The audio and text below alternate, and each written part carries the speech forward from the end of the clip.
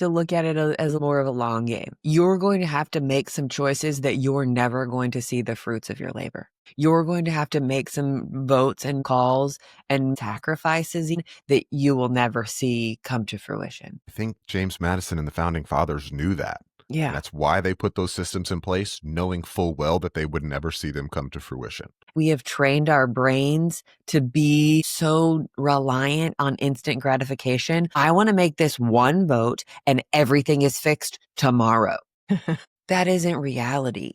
No. And we don't want it to be. We don't want it to be for any single one person, one party at all. Like that would be tyranny.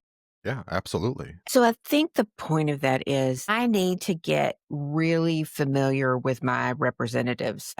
I need them to know what I am thinking. Yeah.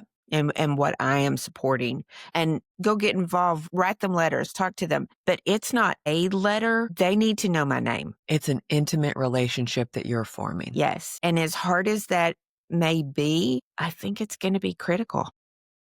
And that really was the intent of building the House of Representatives, to have that intimate level of representation, to have much smaller districts population-wise, to say, hey, I'm only representing 500 people, but because I'm only representing 500 people, I know each of those individuals, so I know what they as a whole want. I've heard and from I know them. that if I don't do what they want, they're not going to let me represent them again. Well, and more than that, I know what Mecca wants, and I know what Cole wants, and I know what Callie wants. And I know that if I make this choice, Mecca's going to be pissed off, and I can go to her and say, Mecca, you got to see the bigger picture. This is why I did it. This is why I'm doing this. I'm sorry that it upset you. I know that it did.